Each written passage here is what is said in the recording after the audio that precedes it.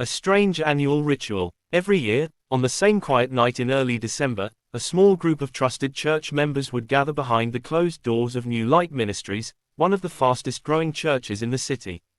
The congregation never knew what was happening inside. To outsiders, it looked like any other prayer meeting or late-night worship service. But behind the pulpit, deep in the church basement, something unusual took place. Pastor Elijah Moore, known for his fiery sermons and powerful presence on stage, would lead this private gathering. The man who could fill stadiums with his words, who was adored by thousands for his spiritual wisdom, became a different person in these secret moments. His voice would drop low, his eyes fixed with intensity, as he carried a wooden box filled with brand new Bibles, sometimes 20, sometimes 50. With the help of his inner circle, he would open the concrete floor hatch that led to a hidden chamber beneath the sanctuary. There, one by one, the Bibles were carefully placed into the ground. Not discarded, not burned, but buried. Each copy was lowered into the earth as if it were part of a sacred burial rite. When the last Bible was laid down, the pastor would kneel in silence, whispering words no one else dared to repeat aloud. No one outside this group knew why it had to be done. The congregation only saw the public image, a popular preacher who claimed to love the Word of God more than life itself. But those who had witnessed this midnight ritual carried a quiet unease. They never asked questions, because in their hearts, they felt if the truth ever came out, it might shake the very foundations of the church. At first, nobody dared to speak about it. The select few who helped Pastor Elijah with the strange midnight ritual had learned to keep their lips sealed. But over time, small inconsistencies began to surface. People noticed that on certain Sundays, Pastor Elijah seemed unusually drained, as if he had spent the night wrestling with something heavy on his soul. Others wondered why, despite ordering hundreds of Bibles every year, the church never seemed to distribute as many as expected. The whispers began quietly, almost harmlessly. A deacon's wife told another woman during a women's prayer group, "It's strange, isn't it? The pastor orders all these Bibles, but I never see them given away." The comment was brushed off at first. Maybe the books were going to overseas missions, maybe they were being stored. But when a church janitor accidentally stumbled upon a box of freshly printed Bibles that had been taken down into the basement and never brought back up, curiosity deepened into suspicion. Soon, a circle of congregants began speculating in hushed tones after Sunday service. Some believed Pastor Elijah was hiding the Bibles for safety, in case of persecution. Others, less trusting, whispered darker theories, that he was engaging in some secret practice the church would never approve of. The strangest rumor of all came from Sister Margaret, an elderly member who had been with the church since its founding. She swore she once saw the pastor, late at night, dirt on his hands, stepping out from the back of the sanctuary alone. His clothes looked soiled, his face pale, as though he had come from a graveyard. He looked like a man who had been burying something, she insisted. Her story spread like wildfire, passed from one person to another, and with every retelling, it grew. Some claimed he was burying more than just Bibles, that he was sealing secrets in the ground, things too dangerous to be left in plain sight. The congregation kept smiling on Sundays, raising their hands in worship, clapping for the beloved pastor. But behind those smiles, a quiet unease was growing. Something about the man they trusted no longer felt right. And in the weeks to come, that unease would begin to crack open into full-blown suspicion. When whispers stay inside the four walls of a church, they often fade. But once those whispers leak out, they have a way of finding the ears of people who live for mysteries. That's how Michael Carter, a 27-year-old freelance journalist, first heard about Pastor Elijah Moore and his unusual rituals. Michael wasn't just any journalist.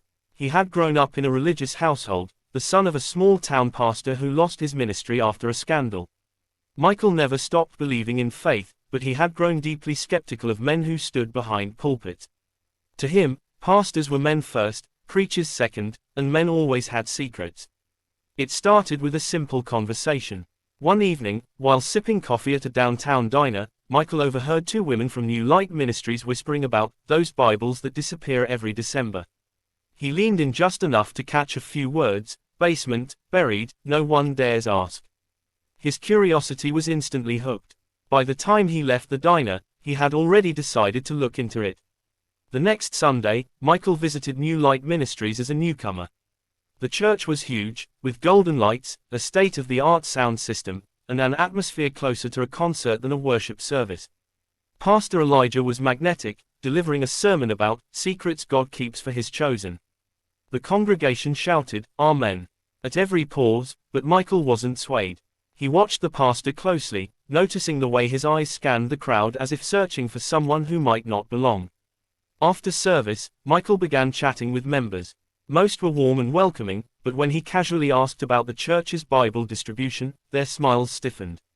One man nervously said, "The pastor has his ways, brother. Don't question it." Another quickly changed the subject. The more evasive they were, the more convinced Michael became that something was being hidden.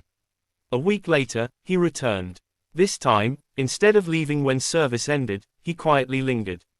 Moving cautiously through the hallways, he found a locked metal door near the back of the sanctuary, the basement entrance. He pressed his ear against it and heard faint sounds, voices murmuring, footsteps shuffling, and what he swore was the scrape of something heavy being dragged. That night, Michael wrote in his notebook, "What is buried under this church, and why does no one dare speak of it? If the pastor is hiding Bibles, what else could he be hiding?" The congregation's paranoia was now matched by an outsider's determination. And unlike the church members, Michael had no fear of asking the questions others avoided. He didn't yet know it, but his curiosity was about to set off a chain of events that would change everything, for him, for the church, and for Pastor Elijah himself. Michael knew he couldn't rely on whispers alone. If he wanted the truth, he would have to see it with his own eyes. For weeks, he quietly observed the church schedule, staying later and later after services, watching patterns of who left early and who stayed behind. He noticed that certain individuals, always the same faces, would linger long after the congregation was gone, quietly slipping into the pastor's office at night. One chilly December evening, Michael finally got his chance. He parked his car 2 blocks away and waited, camera and notebook ready. At exactly 11:47 p.m., the church lights flickered on. Soon after, he saw Pastor Elijah's SUV pull up, followed by 2 deacons carrying large wooden crates. Their movements were cautious, almost ritualistic, as if they knew eyes could be watching. Michael followed at a distance, creeping around the back of the church. Through a narrow basement window, dimly lit by candles, he saw them. The pastor stood at the center, wearing a black robe instead of his usual suit. His hands hovered over a crate, which one deacon carefully opened. Inside were stacks of pristine Bibles, the golden lettering glinting under the candlelight. Michael's heart pounded as he raised his camera. The pastor spoke in a low, guttural voice, unlike the booming, charismatic tone he used on Sundays. Michael couldn't hear every word, but fragments reached his ears, sealed in the ground, protected from the unworthy. Blood remembers. Then it happened. The floor hatch opened, revealing a dark pit beneath the sanctuary. The men lowered the Bibles inside as though laying bodies into a grave. Pastor Elijah knelt by the opening, placed his palm on the dirt, and whispered a prayer that chilled Michael to his core: "Remain hidden until the appointed time." Michael's camera clicked, just once, but loud enough to echo faintly in the silence. The pastor froze. His head jerked up, eyes scanning the room like a predator sensing danger. For a moment, Michael thought the gazes met through the small window. His blood ran cold. He ducked down quickly, pressing his back against the icy wall outside, breath caught in his throat. The voices inside grew tense. He heard Elijah say sharply, "Someone is near. We are not alone tonight." Michael didn't wait. He scrambled quietly back to his car, heart racing so hard it felt like it might explode. As he drove away, his mind spun with questions. Why was a beloved pastor burying Bibles? What did the appointed time mean? And, most importantly, had Elijah actually seen him spying? Michael didn't know it yet, but from that night on, he was no longer just a curious journalist. He had become a marked man in Pastor Elijah's eyes. Michael didn't sleep that night. Every time he closed his eyes, he saw Pastor Elijah kneeling over that pit, whispering words that sounded less like prayer and more like an incantation. By morning, he had already drafted his first article. It wasn't the full story, he didn't yet have enough proof for that, but it was enough to stir the waters. The headline was bold and provocative. What lies beneath New Light Ministries? A pastor's secret ritual raises questions. The piece described the midnight gathering, the crates of Bibles, the mysterious basement, and the whispers of church members who claimed something was being hidden. Michael carefully avoided accusations he couldn't prove, but his tone was unmistakable. He was suggesting that Pastor Elijah Moore, the city's beloved preacher, was keeping secrets that didn't belong in the house of God. When the article went live on his independent blog, it spread faster than he expected. Within 24 hours, local forums were buzzing. Some readers were outraged, demanding answers. Others mocked the piece, accusing Michael of being a bitter outsider targeting a successful church. By the second day, the article had been shared hundreds of times on social media, with heated debates filling the comment sections. Inside New Light Ministries, the reaction was explosive. Some members dismissed it as demonic slander, refusing to believe their pastor could be involved in anything suspicious. They flooded Michael's inbox with hate mail and even veiled threats. But others couldn't shake the unease. They had seen small things themselves: the crates, the locked basement door, the pastor's odd fatigue. For them, Michael's article only confirmed what they had quietly feared. By the third day, the church board released an official statement calling the article false, defamatory, and the work of Satan to destroy God's anointed. Pastor Elijah himself addressed the congregation the following Sunday. He stood on stage, Bible in hand, his booming voice filling the sanctuary. "My children," he declared, "the enemy prowls like a roaring lion, seeking to devour. Do not be fooled by liars and snakes who wish to tear down what God has built. These are nothing but lies, crafted by jealous men who do not know the ways of the Spirit." The church erupted in applause, the faithful rallying behind him. But Michael wasn't surprised. He had seen this before. Charismatic leaders always knew how to turn suspicion into loyalty. Yet, as he scrolled through his messages that night, one email caught his attention. It was short, unsigned, and chilling. "I know what you saw is real. Meet me. I'll tell you everything." Michael's pulse quickened. He had touched a nerve, and someone inside the church was ready to talk. But was this the breakthrough he needed, or a trap carefully laid by the very man he was investigating? The email replayed in Michael's mind for hours. It wasn't just the words, it was the tone. Whoever wrote it didn't sound like a conspiracy theorist or a troll.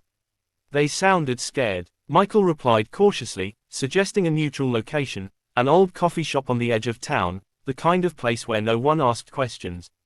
The response came quickly: "No. Too public. Midnight Street, Andrews Cemetery, by the North Gate." Michael hesitated. A graveyard at midnight was the last place any sane man wanted to meet a stranger. But every instinct told him this was too important to ignore. If someone inside New Light Ministries was willing to talk, he had to take the risk. That night, under a pale moon, Michael parked near the cemetery and walked toward the North Gate. The air was cold, heavy with the smell of damp soil. Shadows stretched between the gravestones, and every crunch of gravel under his shoes echoed louder than it should have. At first, no one was there. Michael began to wonder if it was a trap. Then, from the darkness, a hooded figure emerged, moving cautiously, glancing over their shoulder as if expecting to be followed. "You're Michael Carter." The voice was low, trembling. "Yes," Michael replied. "Who are you?" The figure hesitated, then whispered, "I can't give you my name. If they find out I spoke to you, I'll be ruined. Maybe worse." Michael's recorder was hidden in his coat pocket, already running. "Tell me," he said gently. "Why are they burying Bibles?" The hooded insider glanced around nervously, then leaned closer. "It isn't about hiding God's word.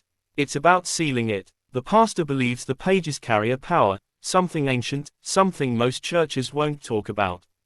He says the Bible isn't just to be read, it can be contained, like energy. He calls it the storage of the living word. That's why they bury them. Each one is part of a covenant." Michael's brow furrowed. A covenant with who? The figure's voice dropped even lower. "Not with God." The words sent a chill through Michael's spine. The insider explained that every December, Pastor Elijah performed the ritual, burying fresh Bibles while reciting incantations. The buried books were said to charge the church with unseen influence, drawing people in, binding their loyalty. That was why thousands flocked to Elijah year after year. His sermons weren't just persuasive, they were powered. Michael's mind raced. It sounded insane, but it also explained why the congregation seemed unnaturally devoted, blind to any flaw in their leader. Suddenly, the insider froze, eyes wide with terror. "We're being watched," they whispered. Michael spun around, but the shadows were empty. Still, the figure backed away quickly. I've said too much. If they know I met you, I'm finished. Don't trust anyone in that church. Especially not the deacons. They'll silence you before they let the truth out. And just like that, the figure vanished into the dark rows of gravestones, leaving Michael alone with more questions than answers. As he left the cemetery, Michael couldn't shake the feeling that unseen eyes were indeed on him. He gripped his steering wheel tightly, whispering to himself, "What have I gotten myself into?" He had proof now, not enough for the world, but enough for him. The only problem was, he wasn't the only one hunting for answers anymore. Someone else knew he was getting too close. The meeting in the cemetery rattled Michael to his core. He replayed the insider's words again and again, "Not with God." It gnawed at him, a whisper that wouldn't leave his head. If what he'd heard was true, then Pastor Elijah's ministry wasn't just a megachurch success story, it was built on something darker, something hidden beneath polished sermons and shining lights. But journalists didn't live on whispers alone. Michael needed evidence, hard evidence. He began with the basics, public records. Late nights were spent at the county archives, scanning through old documents, deeds, and permits. That was when he stumbled on his first anomaly, the land on which New Light Ministries was built. It hadn't always been church property. In fact, before Elijah purchased it 15 years ago, it had been an abandoned lot that once housed a small seminary. The seminary closed abruptly in the 1970s under mysterious circumstances. No clear reason was recorded, just a cryptic note in the local paper about unusual practices and internal disputes. That alone might have been coincidence. But when Michael dug deeper, he found old police reports, buried in yellowed files, that spoke of strange complaints from neighbors at the time, chanting late at night, bonfires, and even one eerie statement from a retired officer. They weren't teaching theology in there. They were experimenting with something else. Michael's pulse quickened. He turned his attention to Elijah's personal history. Born in a small town 2 states away, Elijah had been a charismatic figure even in his youth. But there were gaps, years unaccounted for between his late teens and early 20s. Rumors suggested he studied under an independent spiritual mentor during that time, someone never officially named. When Elijah returned, he rose quickly, gaining influence and followers as if out of nowhere. The more Michael read, the clearer it became. Elijah hadn't just appeared overnight. His rise had been carefully prepared. And wherever he went, there were whispers of odd rituals, unexplained disappearances of church materials, and followers so devoted they severed ties with family and friends to stay by his side. Michael compiled notes, files, and photos into a thick folder. But the more he gathered, the more a chilling realization grew inside him. This wasn't just about Bibles being buried.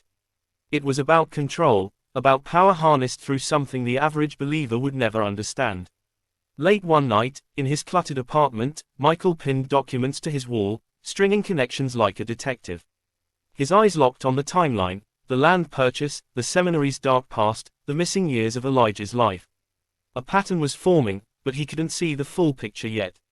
Then his phone buzzed. An anonymous text message lit up the screen. "Stop digging. The pastor knows. We are watching." Michael's chest tightened. He looked around his dim apartment, suddenly hyper-aware of the shadows in every corner. He wasn't just uncovering a story anymore. He was walking into a war between truth and something far older, far darker, than he'd ever imagined. And he wasn't sure which side had the stronger grip on the city. Michael couldn't ignore the warning. The message, "Stop digging. The pastor knows. We are watching," echoed in his mind like a sinister drumbeat. Every shadow seemed alive, every car on the street suspicious. But fear had never been a good excuse for abandoning a story, and this was no ordinary story. This was the kind of story that could shake the city, and possibly expose something far more dangerous than he had imagined. He waited until Sunday night. The church was silent, its massive halls empty except for the faint hum of electricity. Armed with a flashlight, camera, and a notebook, Michael slipped through the back entrance, careful to avoid the security cameras he had previously scouted. His heart thumped in his chest, louder than any footsteps. The basement door loomed ahead. He paused, listening. From below, he could hear the faint creak of old floorboards, a reminder of the vast emptiness beneath. The sanctuary. He forced himself to focus, pulling open the metal hatch. A cold, musty air rushed out, carrying the faint scent of soil and candle wax. Step by cautious step, he descended into the hidden chamber. The basement was vast, bigger than the floor above suggested. Rows of crates lined the walls, each stamped with the church's logo and sealed tightly. Michael's flashlight caught glimpses of words scrawled in black ink along the wooden panels: containment, purity, binding. Then he saw it, the pit. A square hole in the center of the room, just large enough to bury dozens of Bibles at once. The ground around it was disturbed, fresh soil piled neatly to one side. Michael snapped photos quickly, careful not to make a sound. He noticed that some crates were open, revealing the Bibles inside, their pages pristine, but faintly glowing as though kissed by candlelight. Suddenly, a whisper echoed through the chamber. "Who's there?" Michael froze, the flashlight trembling in his hands. Shadows shifted along the walls, and for a terrifying moment, he thought he had been caught. He ducked behind a crate, heart racing, listening. The whisper came again, closer this time. Then, without warning, footsteps approached the edge of the pit. Michael's breath caught in his throat. He peeked over the crate. Pastor Elijah Moore stood at the pit's edge, robes flowing, hands lifted in a silent chant. His eyes were closed, lips moving soundlessly, but the intensity radiating from him made the hairs on Michael's neck stand on end. Michael's instinct screamed at him to run, but he couldn't tear his eyes away. Something about the ritual was hypnotic, almost alive. The pastor placed a hand on the dirt and lowered another Bible into the pit. Then, he murmured a single phrase that froze Michael in his tracks. "May the word bind all who are unworthy." It wasn't a prayer. It was a command. Michael snapped one final photo and retreated carefully, retracing his steps up the hatch. Every nerve in his body screamed danger, but he knew he had captured the proof he needed. When he finally burst out into the cold night air, lungs burning, he whispered to himself, "This isn't just a church. It's a fortress, and he's its master." But what Michael didn't realize was that somewhere above him, in the empty sanctuary, a faint movement watched his exit, a shadow slipping silently into the dark, unseen, knowing that the intruder had seen too much. Pastor Elijah Moore returned to his private office after the ritual, his robes dragging softly across the polished floor. Outside, the night was quiet, but inside the church, a storm of thought raged behind his eyes. He had sensed it, an intruder. Someone had been watching, and he could feel it in his bones. The precision of the steps, the way the light had flickered, it was too deliberate to be accidental. Elijah convened his inner circle immediately, summoning them to the hidden basement. The deacons who had helped with the midnight rituals arrived quickly, faces tense. They had always obeyed him without question, but tonight, the fear was different. "He saw it," Elijah said, his voice low, but every word cut like a blade. "Someone has seen the sacred work. Someone knows, and if they speak," he didn't finish the sentence. His inner circle understood. Exposure was unacceptable. One of the older deacons, a man named Peter, spoke hesitantly. "We can confront him. Ask him to stop." Elijah shook his head. "No, he is not to be reasoned with. The living word cannot be questioned, nor can its protector. We will watch, we will track, and if necessary, we will remove him from the equation." The plan was meticulous. Security footage would be monitored, every exit and entry point scrutinized. Loyal church members were tasked with casual surveillance: who came, who went, and what they carried. The pastor even instructed that certain sermons be amplified, preaching themes of deception, false witnesses, and the danger of unbelievers seeking to destroy God's work. It was psychological warfare, cloaked in divine authority. Meanwhile, Elijah returned to the pit in the basement, running his hands over the soil where the Bibles were buried. He whispered a prayer, or perhaps a command, calling upon the power he believed the buried texts held. The air seemed to thicken around him, the shadows stretching unnaturally, as if the chamber itself responded to his presence. He wasn't just a pastor. In this room, he was a master, a guardian of something ancient and unseen. Above him, the city slept, oblivious. But Michael Carter, somewhere in the dark, was plotting his next move. He had seen too much to turn back now. Elijah knew this. He could feel it. The next Sunday, the church was electric. Elijah's sermon was longer than usual, more impassioned, almost ferocious. He spoke of vigilance, of the faithful being tested, and of evil creeping into holy spaces. The congregation cheered, some moved to tears. But Michael, reading from his apartment, felt a chill. Every word was a warning. The pastor knew he had seen the basement. And he was ready. Elijah had taken the first move in a silent war, a war that was no longer spiritual. It was personal.